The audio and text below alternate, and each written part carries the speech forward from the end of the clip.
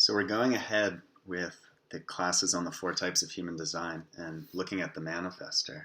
And I just love the fact that there are two Manifestors in the company and they didn't show up for the class. Granted, I know Felipe had to work and I don't know what happened to Sergio, but it's so true to the design of the Manifestor that I hope it's not just car breakdown or cell phone ran out of batteries. I hope he just was being a manifester, because for me it's quite delightful. And we'll look at why the manifester of the four types would be the most likely not to show up to class. So just a little bit of background on human design and what it is. Design is essentially a system for mapping energy, the energy that you are, and really how that energy expresses and manifests itself, how it's designed. So basically we're looking at how your energy functions and how it works, how it's designed to work in alignment and harmony. We all, regardless of what type we are, have been conditioned to be other than we are. And ironically, for most people, they're conditioned to be manifestors. From the outside looking in, it's the type that the majority of humanity wants to be. And that's because of the unique qualities that the manifestor brings. Of course, from the inside, right, it's always different. And certain challenges aren't being appreciated. That's just the nature of it. But so what human design is really saying at its essence is that as a species, humanity has evolved to such a sophisticated level of consciousness that we've outgrown our mind as being the decision maker of our lives. It's been great up until the last couple hundred years. It's what enabled us to be the dominant species on the planet. However, if you just look really from about the late 1700s on, where we had the French American Revolution, the Industrial Revolution, and then on, medical, technological, humanity has exploded in its level of sophistication. And part of that certainly is, or a large part of that's due to the mind. But what human design is positing is that our bodies have reached such a level of intelligence that they innately know what their energy is designed to be used for, and that how that energy can be used correctly. And it makes a lot of sense if you just think about it, because it is the body, after all, that lives the life. It's the vitality. The body is what eats, digests, breathes, sleeps, makes love, heals, grows, ages. The mind is this incredible tool that we have access to. And really the provenance of the mind is the realm of the analytical and the conceptual. The mind is great for looking at the pros and cons of something, and there are many guidance counselors out there who make their living by encouraging people when they have a decision, when they're faced with a decision, make a T-chart of pros and cons. And if you have 5 pros and 4 cons, well, there's your answer. That's not really fundamentally in alignment with the body's vitality and energy. That's actually superimposed upon the body. And so what we're seeking to do here with design is to usher the mind from the place it has occupied for a very long time, being in the cockpit, at the hands of the controls. So it's like moving it from being the CEO or chairman of the board to more of a consultancy role. So really the realm of the mind, according to design, is to share knowledge like this with other people. They say the mind is great for others, for sharing intellectual concepts, but it's lousy for knowing what the physical energy of the body can be used for.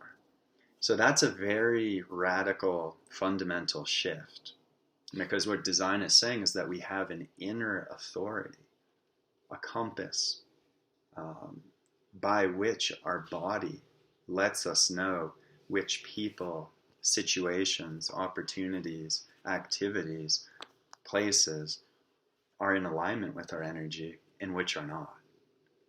So it's really a sea shift, and it takes time, if one resonates with it, to move from living with the mind being the decision maker to slowly experimenting with the body. But that is the heart of it. And the paradox is that the more you know about design, it's actually incredibly intricate and sophisticated knowledge. You can go many, many, many layers deep and be fascinated by the cosmology of the universe, by the mystical nature of everything. But fundamentally, it's only of value. That knowledge is only of value to the extent that it can be embodied. That's what we're going to look at today, is for those people who are manifestors. First, what does that mean? But then it's really, how do they navigate life? How do they make decisions that respects and honors their body's energy? That's the heart of the matter.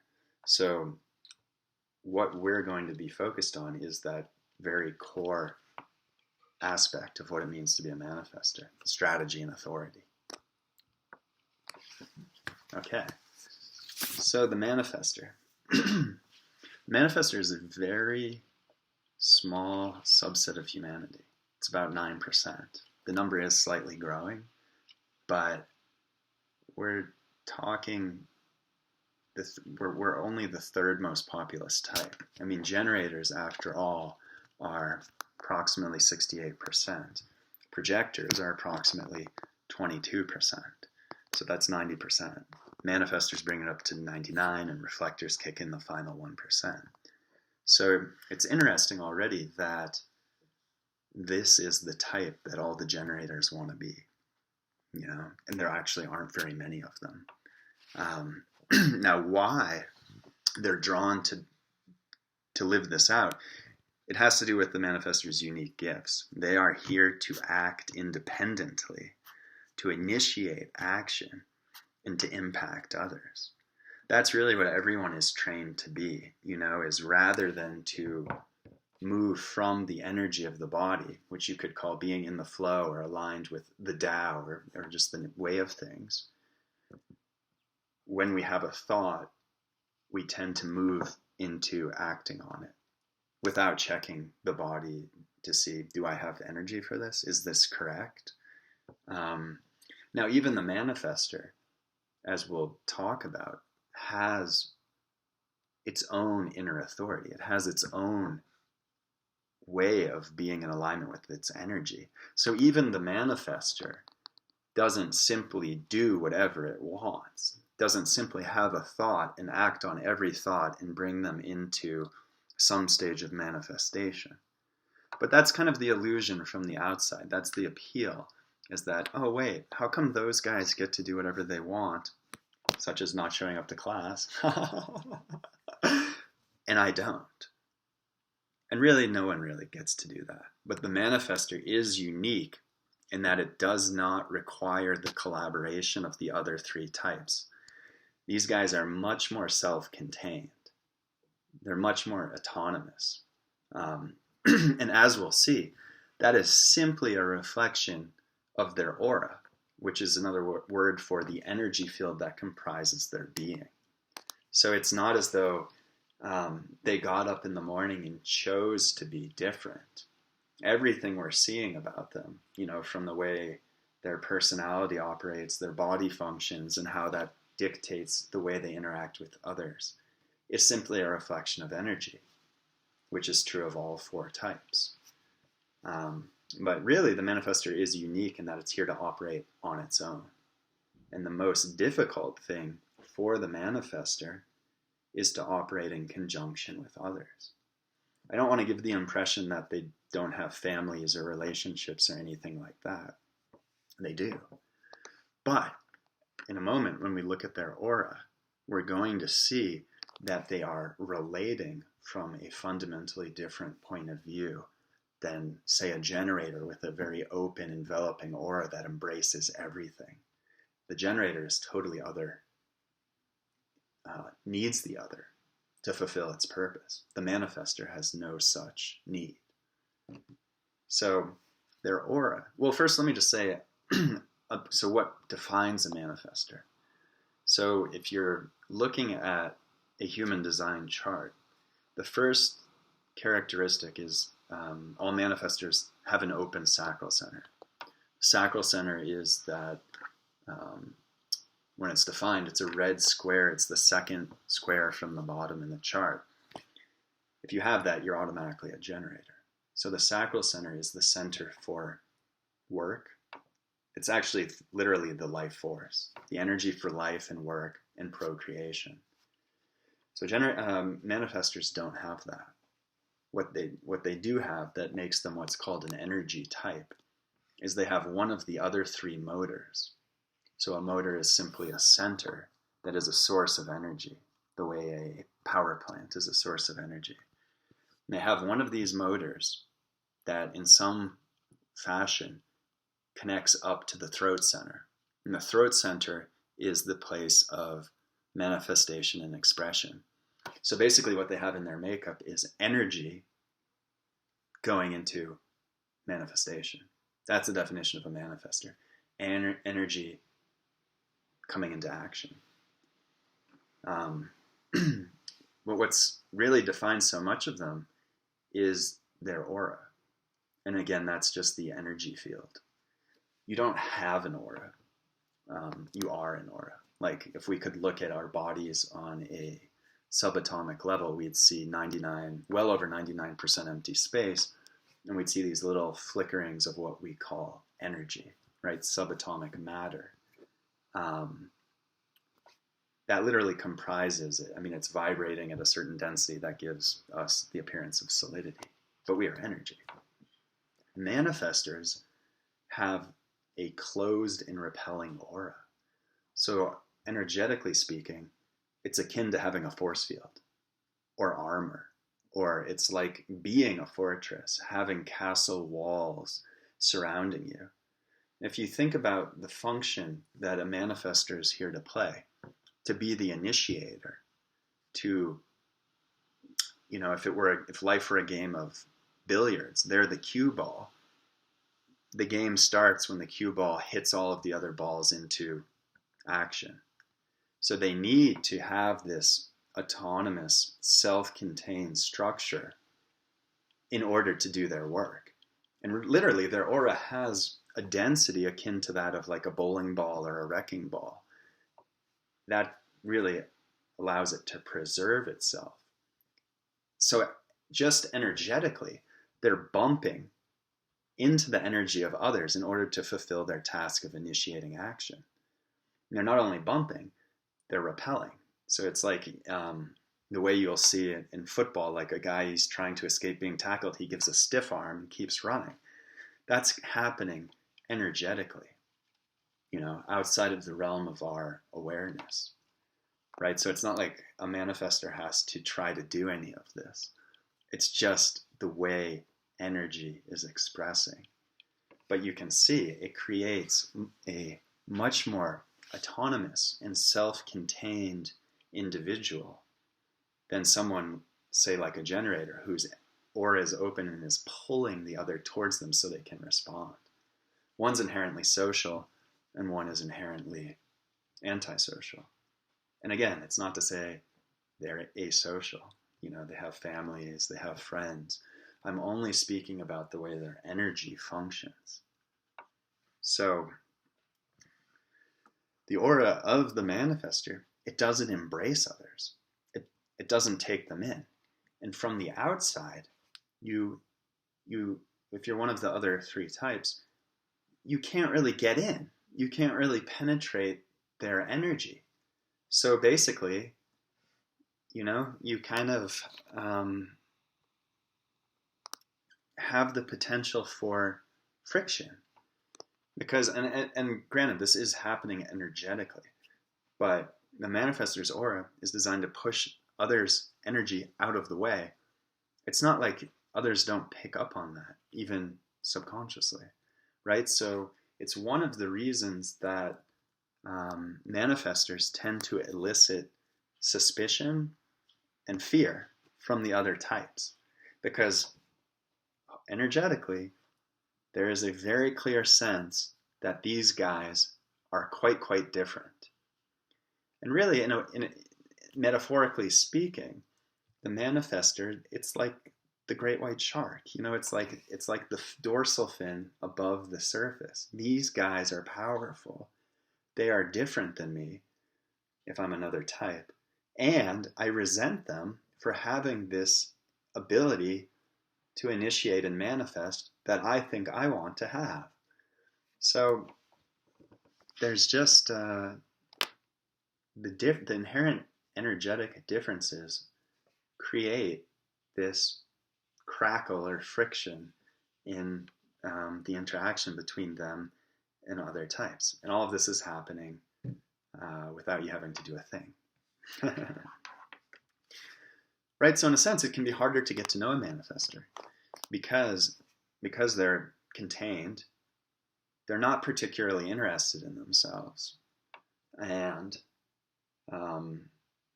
you kind of get what they want to share, right? So it's like if we have this image of a fortress, how castles have these tiny little windows, right? So maybe the manifestor tells you a few things through this window, and then there are all these bricks, and then there's another little window over here, and you get to learn a little bit more about them.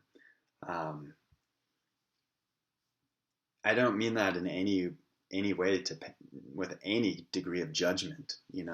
I have a disproportionately high number of manifestors in my immediate family, and I love them. They're really great. I'm just saying that their expression is so different because their energy is so different. And that, we're all humans, but within that we are kind of at the same time somewhat different species or types, in the language of design. So because of their aura, manifestors are at ease with solitude. They're self-contained. They don't require outside assistance. These aren't the types who would easily ask for help. Right? They are maintaining their sovereignty. So there's a story that illustrates this. The founder of human design, Ra, who was a manifestor, right? He brought this whole system into being. It's a perfect demonstration of the manifestor's potential. He tells a story of a manifestor standing on a street corner. They grip their heart and they drop to the ground. They're having a heart attack. And some kind soul sees them, a generator, walks over, crouches down and is ready to help them. And the manifestor leans up in the middle of being in a lot of pain and says, "I didn't ask you to help me. Leave me alone." So, like a lot of things Ross said, it's a bit provocative and extreme. But the concept that it illustrates, it holds water. And that's like the manifestor is of the ilk that says, "Don't call me, I'll call you." Keep in mind, this is when the manifestor is living true to its design.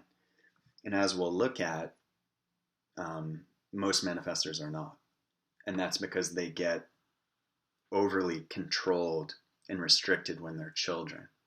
Because, parents don't have any idea about this sort of thing, and they treat them the way they were treated by their parents, or if they're a generator, how they think everyone should be a generator. So what we have in the manifestor is the independent agent. They're most comfortable when they're left alone to do their own thing. Doesn't mean they can't collaborate, but again, it all comes back to energy, and their energy is self-contained. So, they can't really even understand why anyone cares about what they're up to. They're just there to do their own thing. And like I was saying, everyone subconsciously resents their ability to initiate. Historically speaking, too, manifestors were the rulers. They were the ones that got things into motion, and they tended to enslave the other types, particularly the generators. So, there's a little bit of a residue there too. What the other types don't see about being a manifester is it's really hard to initiate. You bear the brunt of all of the rejection. You have to put yourself out there and make yourself extremely vulnerable. People don't really see that. It's hard to create something out of nothing and deal with all the obstacles and challenges that come with that. Same way it's difficult to go up to someone you're interested in that you've never talked to before and to initiate contact. Everyone has their areas they're more comfortable in, ones where they're not. But the manifester, when living in alignment with its design, is the one who initiates. Like if something of value is going to happen in their life, they got the ball rolling. So it is not a comfortable position to be in. And I think if the more people understand that, the more they might think twice about, do they actually want to be a manifester? So strategy. We have these two core terms, strategy and authority. And the manifester is really unique in the 4 types. Well, before I say that, strategy is really determined by your aura, how your energy operates in the world.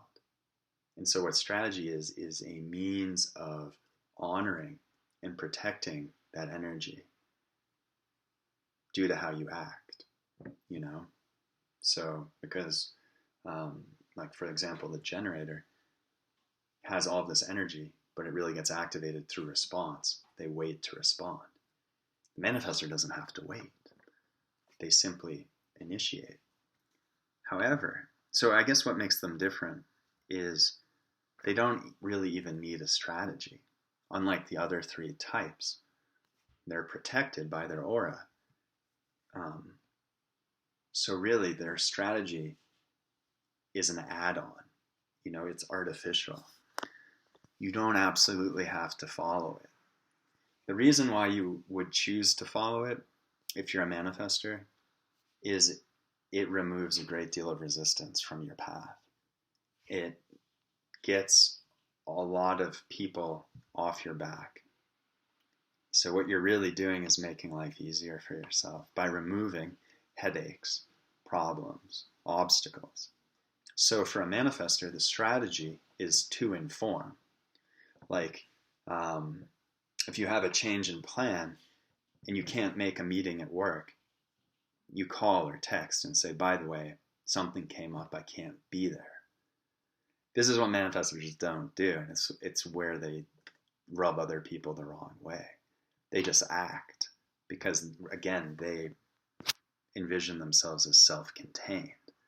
And they are, but they're also living in a world filled with other people. So the thing about this, the same way it's artificial or an add-on, it doesn't come easily to a manifester. Why should I have to tell you what I know I can simply do? Why don't I just go and act? So there's this, it's adding extra work for them, extra stuff that they have to do. So it's not like this is going to be pleasant or enjoyable for them. Oh, hey, let me tell you what I've decided to do before I go and do it. It kind of puts a hitch in their stride. But at the same time, what it does is that kind of friction that people feel about the manifester energetically. It sets everyone at ease. Because if you are a manifester, from the outside looking in, the way I use the analogy of being a great white shark, nobody knows what you're going to do. They just know that you can do it. Right? So you see the shark fin of the manifester, and you do get a little uptight because you don't know how that person is going to act. You just know that when they get close to you, they kind of push you out of the way. And then they don't even tell you what they're going to do half the time, So it's who are these pushy enigmas that keep showing up in my life called manifestors. So as a manifestor, when you inform, and by inform, I don't mean you ask for advice, and I don't mean you ask for permission. I mean you come up with a decision you've decided to make, a course of action that you're going to take. And prior to actually taking it, you let the people in your life know who are going to be affected by the decision. And we're going to talk about that too, because that's also somewhat of a foreign concept to the manifestor. The reason why you might want to do this as a manifestor is to get people off your back and remove resistance. And that's the only reason. You're adding a step because what human design is all about is being in a state of harmony. And harmony is the absence of resistance. So you let those people know, hey, I've decided to take this course of action. This is what I need to do. And that's it. Basically what you're doing is you're respecting them. And it takes a little scaffolding to see that because of the energetic closeness of the manifestor. By the same token, most manifestors, we call it not self, those who are not living their design, they tend to operate in secret. Like they just go and do it. It could be as much as like going and buying a car or, some big decision. And then they wonder, well, why is my partner so upset? Granted, it could be a lot smaller than that too. And your partner could still be upset. In all fairness, there are very good reasons why a manifestor would choose to do that. They have their origin in childhood. And I alluded to this briefly in saying how often the parents of manifestor children crack down on their kids. So picture you have a child, and this child is highly independent. It can do a lot of things for itself, including get dressed, open the door, wander all over the neighborhood. It knows the dish where you leave your car keys, and it knows how to turn the ignition, put the car in reverse or drive, and drive around that neighborhood. And it doesn't really have an understanding of why that might not be a good idea. So that, there are so many ways this could manifest. How this independence and autonomy in a kid could lead to putting itself in a lot of danger. And so if you're the parent of that and you don't understand the uniqueness of your child's design, chances are you're going to impose rules, restrictions, punishments, and basically you're going to cage the manifestor's natural ability to act independently. Or at the very least, confine it. So imagine you're that kid, and there are these things you can do quite naturally. You don't understand why you can't do them. I mean, maybe the car is a bit extreme, but there are a lot of things you can do on your own as a manifestor kid. And you're being told you're wrong for doing them. It creates a distancing or a divorcing from how you're designed to actually act. So similar to the way that an adult manifestor has the strategy of informing before acting. Hey, I've decided I need to take this business trip next week. I'll be gone for 5 days. Here's the number of my hotel. For a child, you teach them to ask for permission.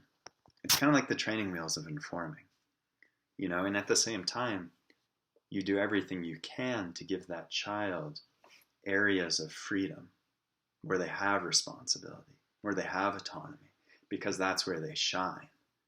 You know, how can I empower this manifestor and his or her natural abilities? I'm giving you sovereignty of this territory. You're in charge of the pet rabbit you asked for last Christmas.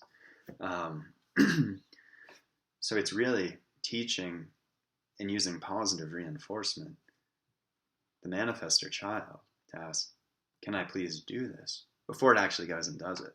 Which is really the same thing as informing as an adult, except you're no longer asking for permission. You have the sense of how the world works and what's safe, hopefully, and what's not safe. So you act. You still let people know. You know, and it's because you're in relationship with them, even though you are self-contained. See, here's the thing, though, is that when kids have their parents crack down upon them, one of two things happens. They become rebellious, they become pissed off, right? And so they get angry and they split off. Or they become overly accommodating and permissive. They realize that they're being punished for expressing their power. Their power is to act. And so what do? They learn that it's bad to be powerful. And so they become extra nice. So, I mean, those are the two branches of passive aggressiveness, right? One is just aggression and one is passivity. Now, granted, like, most manifestors don't go totally in one of those two directions when they're not living correctly. You know, I think of the manifestors that, that I know, they tend to have areas of their lives where they're acting like a manifestor, where they do have sovereignty, where they are initiating. And then they tend to have other areas where they're acting. You couldn't recognize them as a manifestor. They're so nice. They're so thoughtful. They're waiting for you to invite them to do things. It's just the mirror opposite of what a manifestor is designed to be. You know, they want to roll over and have you rub their tummy, which is not what a great white shark wants. So the reason why I'm spending some time on manifestors as kids is because that is where they get divorced from who they are. That's true for all of the types. It's just a little bit more obvious in the case of the manifestor, how and why that happens. So, you know, it's not uncommon for them to barely resemble their design by the time they're an adult. You know, with exceptions, and, you know, some more so than others. So, the manifestor, one of the things, you know, so it's designed to act independently. It's designed to initiate action. And manifestors are here to impact others. So if you go back to that metaphor of the cue ball on the billiard table, it has tremendous impact, right? It knocks other things into motion. It can knock the generator into responding, you know, can invite the projector and get them doing work, can recognize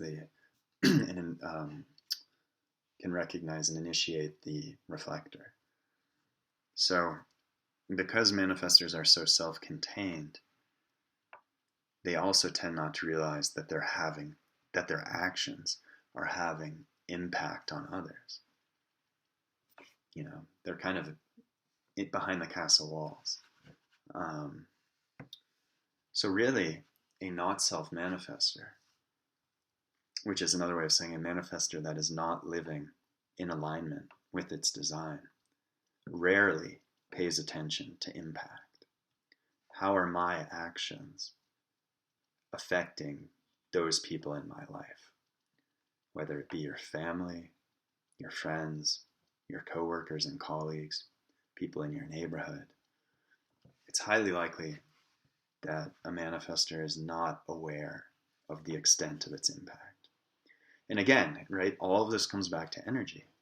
It's impossible on an energetic level for someone that has this dense and repelling aura, right? It's like pushing you away, pushing you away, pushing you away. And why? Pushing you away so I can maintain my sovereignty, act independently. You have to have that to be independent.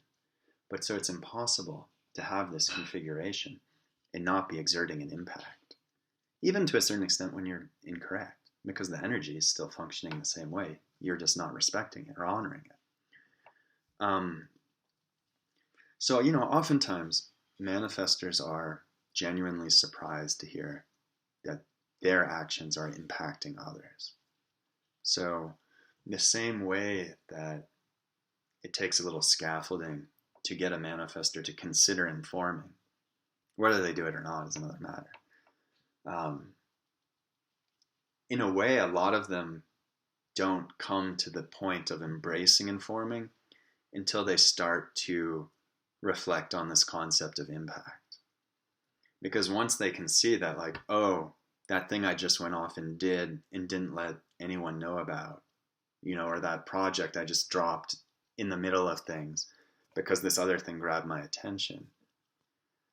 In retrospect, you can see that it had consequences, right? And you can begin to see, oh, wow, maybe there's something to this impact thing. And so really, manifestors are encouraged even to make a list. Like, so when you have a decision that you're thinking about making, to stop and make a list of the different people that would be affected by it. And, one may be surprised to discover, oh, wow, I didn't realize 20 people are potentially affected by this decision. That's a way of kind of getting buy-in to this notion of informing.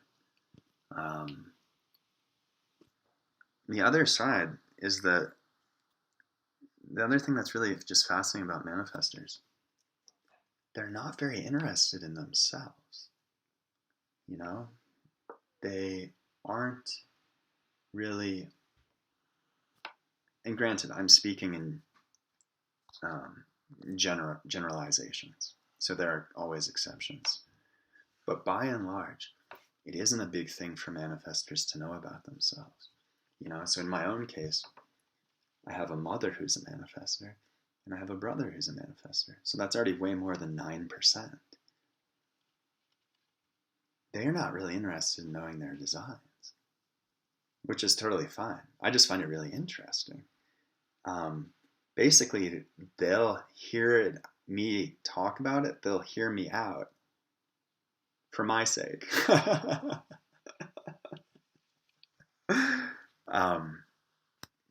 They're being nice, or, they're trying to relate, or both. But that really goes back to the aura. The manifestor's role is to act. It's to initiate. And in doing so, it is to impact the other. That's their focus.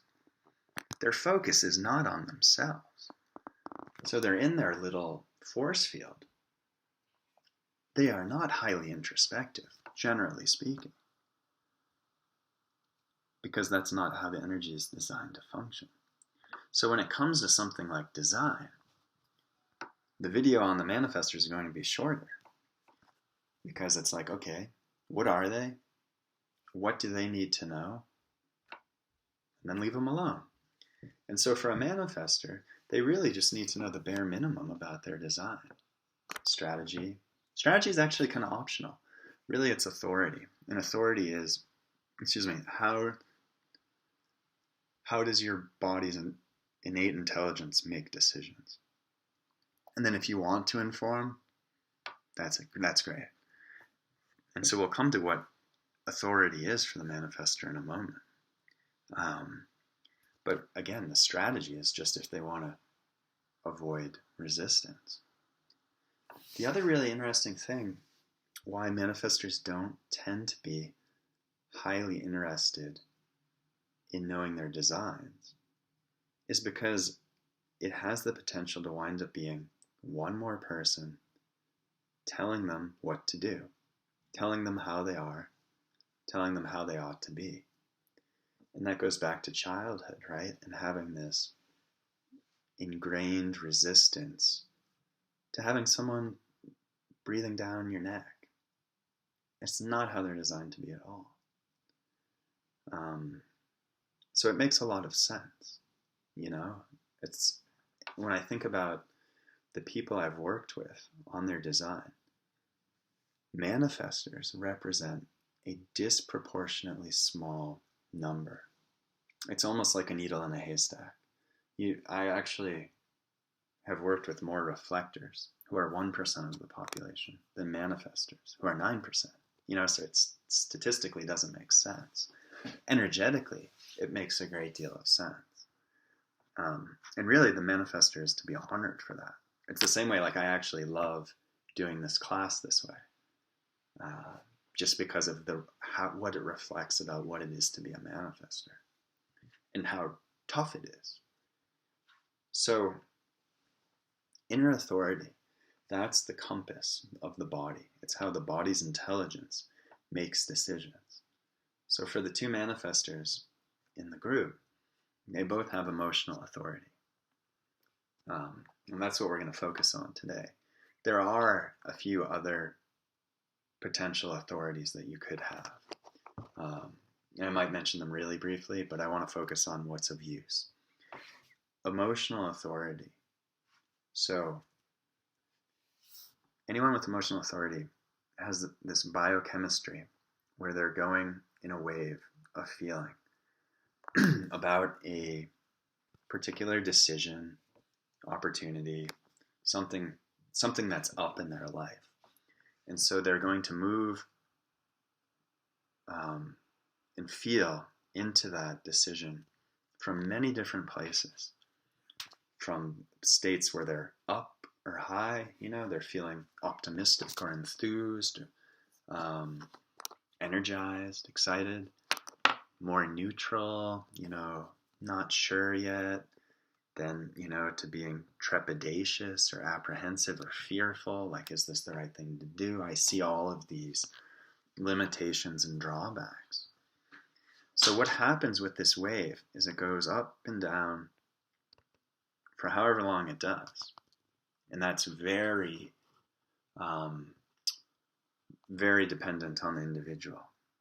Sometimes it, you know, can be rather short, and sometimes it can really take some time, particularly for a major decision. But what eventually happens, same as a wave in the ocean, is eventually it washes up, and you reach a point of inner clarity where you may not, and you likely won't, be 100% behind a decision, but you've got a clear majority, 70%, 80%, you know it's the way forward, or you know it's a no thank you. And really what emotional authority brings is tremendous depth. It means you're this deeply processing being. You get to feel into the opportunity or the decision from high, low, medium, just everywhere. And so that really gives you a very informed decision, a richness. That's your intelligence. You know, the thing is, in order to receive the benefit of that, it requires a period of time to let the wave move. And that is going to be quite a challenge for a manifestor who's designed to act, to initiate. And this goes back to what I said at the beginning about, from the outside looking in, most people want to be manifestors because they think they don't have to wait. They think they get to do what they want and initiate. And of course they don't. Particularly so if you're an emotionally defined manifestor and your emotions are your authority. You actually have to be quite patient to get to your place of inner clarity. And right, so that's not going to be easy because everything is designed to act, resolve this. I don't want to be unsure about this. People are pressuring me to make a decision, which is going to happen. But if you act spontaneously, or if you act prematurely before you've reached a point of clarity, you lose and rob yourself of your intelligence and depth. So that's a process. It's definitely a process to, one, feel into your emotions. I mean, so many of us are so deeply identified with our minds that we may not even know what we're feeling. And so as I was saying at the beginning, for any type, with any authority, there is a process of embodiment, of bringing our attention more fully into that body. And that includes, for someone with emotional authority, if they're not naturally doing this, many times throughout the day, just pausing and bringing the attention into the body, the torso, and just checking out how they're feeling. How am I feeling right now? And that, depending on an individual, that could come naturally, or that could be a process that takes some time of sinking in. Particularly if you have decades of being fairly identified with your mind as your decision maker. But really, that's where your intelligence lies. In the body, in the emotions. So, this is another reason why it's challenging to be a manifestor. Just because you have that idea of what you'd like to put into motion, what you'd like to act upon, doesn't mean it's in alignment with your body's energy. And so if you go and push anyhow, this is where you start to encounter resistance in relationships with people, resistance in just the difficulty of getting something done, because chances are you've acted prematurely and you're no longer going with the flow or the current, but you're pushing against it, which is a lot more work. Also, when we're acting in ways that are not in alignment with our energy, we are slowly deteriorating our body, our vehicle, prematurely. So that's what harmony is, It's longevity, peacefulness, alignment. The mind is going to put one under a lot of pressure to act, and it's going to do that so you can be free of the pressure. I just want to get this done. But it's the body that lives the life. And so this is an area of challenge for an emotionally defined manifestor. But it's, especially for big decisions, it's well worth the time spent feeling into what you're feeling. Where am I with this decision? Am I kind of up? Where am I in my wave? Am I up? Am I down? Am I somewhere in the middle? Am I feeling pressure to be spontaneous? Am I feeling under pressure to get back to people because they're waiting for me? That's the other thing about emotional authority. It's very attractive to the other, because emotional authority is where the warmth is. It's where the passion is. So much of the richness of life lies in the emotional center. Music, food, sensuality, sexuality, a lot of romance, community. Really, it's rooted in the emotional system. So, one of the pieces of advice that is given to people with emotional authority is play hard to get. And take your time. Because if someone is coming to you and they're like, here's the offer I need to know by Thursday, and it's Wednesday night, chances are you don't have enough time, right? And so that's where it's handy, regardless of whether you're a manifestor or any of the other three types, to say, that's great. Can I have some time to think about that? Or I need some time to think about that. I have to sit with this. Can I get back to you? I need to sleep on this. Whatever you need. Because if it is a correct offer, the other will more than likely be patient. They'll give you the time you need. They may even sweeten the deal. It's like, oh, they're not sure. Maybe I didn't make them my best offer. They're not totally committed. Maybe I can up the ante a bit. Easy to say. It's hard to do, right? When someone's brought you a job offer, to relocate countries, and you're getting, a certain raise in salary and these different benefits. None of that matters. All this system is about is honoring the energy that you are. And the way you do that is to ride out the wave until it levels out and you're clear. And so what I would suggest doing is start with little things. Or, at least not the biggest of the big. Because this takes some getting used to. And start to see, well, how did that go? Did I take the time? Was I clear when I made that decision? Did I inform people beforehand? Did they get upset with me if I didn't? Who might have been impacted by that? These are just some things to think about if you're drawn to, and if not, that's fine too. So for the manifestor, each type has a question, an existential question. The manifestor's is, who do I impact? How do I impact? It's other focused. It's like, how do I put my stamp on people, on things? That's really the manifestor's MO. So every type has what's called a signature. A signature is the indication that your energy you're operating in alignment with your energy, that you're honoring and respecting it, that you're in the flow, that your vehicle is purring along nicely. So for a manifestor, their signature is peace. There's nothing a manifestor wants more than to experience peace.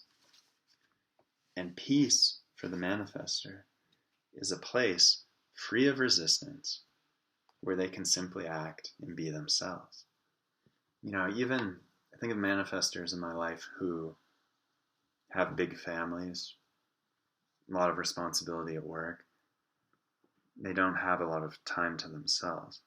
And yet where I see them happiest is precisely when they get that. They carve out these little niches of sovereignty, even if they're not really acting in alignment with their manifestor nature in large areas of their life. But maybe they're happiest at the office, working alone, at their own pace, deciding when they take lunch or go and take a break and do some errands, setting up their appointments with clients, or when their spouse takes the kids, to some carnival and they've got 2 hours to themselves. Not that they don't like all the other stuff, but there is that inherent autonomy to the manifestor, where there's no one there to tell them what to do. There's no one there they even have to inform, if they even want to, or even if they're willing to. So peace consists getting to do what they want to do, being left alone. But really it's also an inner state of calmness and stillness, like, home alone. And maybe they find that when other people are in the house too. I'm a generator, all of this is just the knowledge. It's an approximation, right? They say the map is not the territory. Clearly that's the case here. So they're looking for peace. And the irony is, due to conditioning, due to upbringing, they are most often acting in the very ways that will bring them anything but peace. That will bring them resistance, frustration, unhappiness, stress. So all this is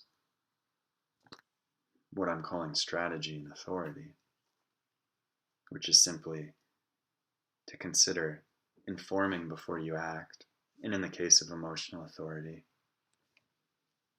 to give yourself time to go through the ups and downs of feeling till you come to clarity. The only reason to do that is to feel peace. And peace is a byproduct of being in alignment with your energy and honoring it, which has the wonderful side effect of prolonging the health of your body and probably prolonging your relationships, because the peace is there too. So the not self theme of the manifestor, which is an indication of when the manifestor is not living in alignment with his or her energy, is anger. And again, as I spoke with manifestor children, there are different ways that anger can manifest. It's not simply road rage or losing it on someone. Anger can be bitter rage, I mean, that one way it can go is being the lone wolf, the manifestor who breaks off from most relationships because they're just fed up with being controlled. The other extreme is the person who's overly nice, accommodating, and passive. And the reason why a manifestor would do that is to avoid being controlled, right? You kind of wind up controlling yourself. When a manifestor is not living its design, it tends to act like a generator or a projector. Now, these are types that wait to respond or wait for an invitation. So if you go back to that story of the manifestor who's having the heart attack and says, "Don't call me, I'll call you," the not self manifestor is saying, "Please call me. I don't want to call you. I don't want to act." And of course, that's because they've gotten controlled. They've gotten, to some extent, their spirit broken, their manifestor spirit broken. They've gotten the message, it's unsafe to be independent. So their wings get clipped, and then they're not very effective. They're not able to perform their role of initiating, and their impact is stifled and limited. And I mean, the sad thing is they don't get to experience their birthright. I mean, they have quite a glorious function to perform. And that's, again, why a manifestor winds up kind of having a secret life. Because there you can still get your scraps and shreds of peace in those places where people can't get you, can't reach you. So, just a few final things. We look at kind of what healthy sleep is like for each of the four types. So the manifestor does not have a sacral. And the sacral, again, is that center of life force, work. So it's anyone who doesn't have a sacral, it's best to get in bed before they're exhausted. Have some time to recline, watch TV, read a book, talk on the phone, mess around on your iPad. And what you're doing is you're giving your body a chance to unwind. Also, because we take in the energy of others where we're open, and all manifestors are open in the sacral, you're taking in the buzz of the life force of the generator, which can be kind of intense. It can amp you up. I don't know if it's totally like caffeine or something, but definitely it's a stimulant. So it's nice to have a chance for that energy to release, rather than trying to go to bed, right, when you're still kind of a little bit worked up, energetically speaking. See, the danger for manifestors is to try to be like generators. When they're amplifying the sacral energy, which they are doing when they're in the presence of generators. And they're in the presence of generators a lot of the time because generators are 68% of humanity. So it's one of the things for manifestors to pay attention to is, do I know when enough is enough? Am I pushing myself too hard here? Am I overdoing it? Am I just plowing through this with my energy, with my motors to the throat, so that I can finally get a break at the end of the day and have some peace? Because that is the tendency in the trap. The problem for the not-self manifestor, who comes to resemble a generator, they overdo it. They tend to be workaholics, and they tend to be ineffective workaholics. And if you're an ineffective workaholic, you just have to keep working. So really, that internal check-in of, am I pushing it too hard? Does this really need to be done? And of course, using your inner authority to determine, do I have the energy for this? And do I have it now?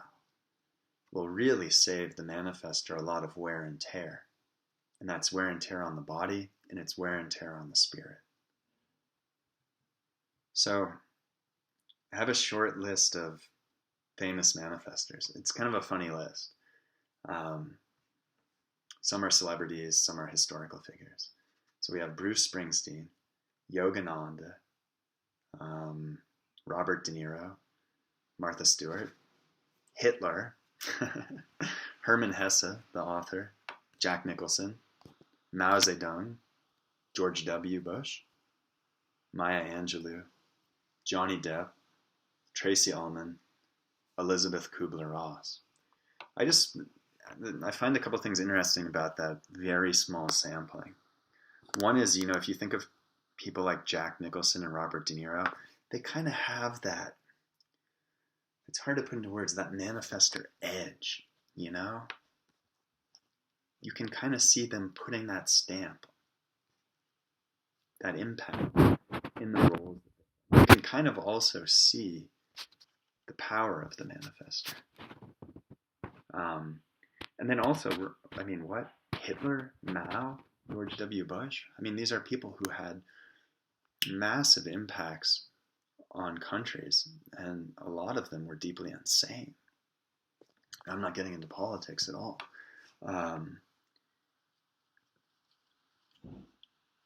The manifestor is the one that has that impact, for better or worse. So you get a taste of it. These are people that didn't know their design, right? It's kind of rare to be totally divorced from your design, simply because, as I was saying with aura, the energy is still functioning that way. Think of Bush, right? I'm the decider. That's such a quintessentially manifestor statement to make, right? So what were his advisors doing? Who knows? So I have a few practical considerations, only if you want to hear them, for a manifestor. So the most basic is the most obvious, and that's to consider experimenting with informing before you act. And again, you're not asking for advice or guidance, permission. You're saying, this is the course of action I've decided to take. I wanted to let you know, because you're likely to be impacted by it. Ideally, it would be great to experiment with coming to clarity about those decisions you make using your inner authority. And in the case of Felipe and Sergio, your emotions. Giving them time to go through the arc before they reach, a point of clarity. And only then acting, particularly for major decisions. You access your depth and intelligence through time. And during that time, feeling into the body and seeing what you're feeling. So impact is the other area. when while you're feeling into your wave, you have time to consider who may be impacted by a decision that life has brought you that you're considering making. So you could even make a list. And you may be surprised by the number of people that on some level or other, in some way, could be impacted by the decision. And then finally, if you aren't already, maybe experiment with getting into bed before you're exhausted, having a kind of wind down time just to rest and release the energies of the day. Oh, and I would say lastly, if it resonates, to pay attention, just to check in and be like, am I feeling anger? Is it okay to feel anger? Am I being overly nice? Am I operating, am I going ahead with this without letting people know? Am I experiencing something akin to peace? And maybe even reflecting on what peace is like for you. What's it like when you're kind of in your space and doing your thing and you have that inner stillness? Because those two poles, they're designed kind of as indicators, just to help you see if you're in alignment with your energy or not. And again, I've probably talked too much and too long for a manifestor, and for that I'm quite sorry. Really, you have this beautiful design, unlike any other type. And all we're trying to do here is give you a couple of pointers that enable you to experience peace, inward peace, peace in your relationships, in your life situation, more of the time. And to derive just that glow, to bask in that quality that is not really something to be grasped here, there, just these little shards of life. But that is your true signature as a manifestor, who has this ability to initiate, act, and impact. Okay, well, that's the manifestor. Thank you so much. And next week we're going to look at projectors and reflectors.